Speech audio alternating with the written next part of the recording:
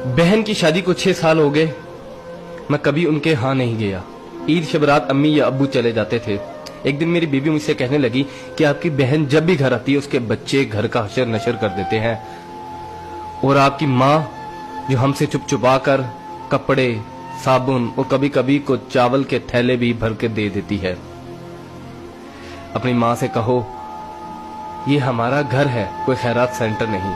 मुझे ये सुनकर बहुत गुस्सा आया कि मैं अपने घर का बहुत मुश्किल से गुजारा कर रहा था और मेरी माँ सब कुछ मेरी बहन को दे देती है। बहन एक दिन घर आई हुई थी तो उसके बेटे ने टीवी का रिमोट तोड़ दिया। मैंने माँ से गुस्से से कहा कि माँ, बहन को कहा करो ईद के दिन आया करे, और ये जो आप साबुन, चावल और ये जो चीजें देती हो इनको बंद करें। माँ चुप रही, लेकिन बहन ने ये सारी बातें सुन ली।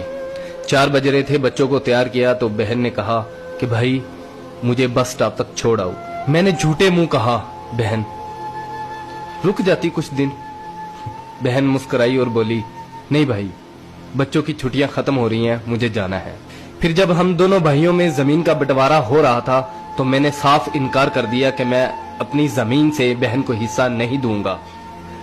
तो माँ ने कहा कि बेटी का भी तो हक बनता है। मैंने गाली देते हुए कहा जो कुछ भी हो जाए मैं बहन को हिस्सा नहीं दूंगा। मेरी बीवी ने भी बहन को बुरा भला कहा, वो बेचारी खामोश थी। बड़ा भाई अलहदा हो गया और मेरे बड़े बेटे को टीबी हो गया और मेरे घर के हालात खराब हो गए। जितना सब कुछ था मैं उसके इलाज पे लगा चुका था। मेरे पास इलाज करवाने के पैसे नहीं थे, मैं बहुत परेशान था।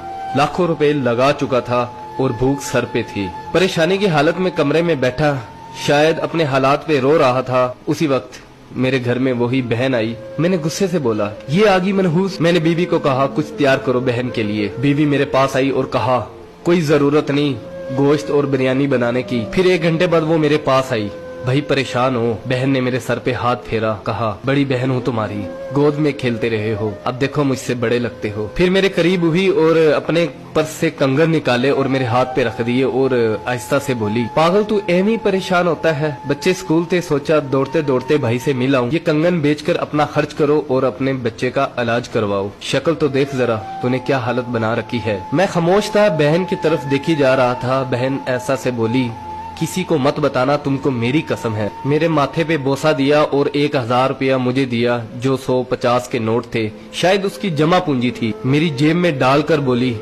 बच्चों को गोश्त ला देना और परेशान मत हुआ कर। जल्दी से अपना हाथ मेरे सर पे रखा, देख कितने बाल सफेद हो गए। वो जल्दी से जाने लगी तो उसके पैरों की तरफ देखा तो टूटी हुई जूती पहनी हुई थी और पुराना सा दुपट्टा ओढ़ा हुआ था। जब भी आती थी वही दुपट्टा ओढ़कर आती थी। बहन की इस मोहब्बत में मर चुका था मैं।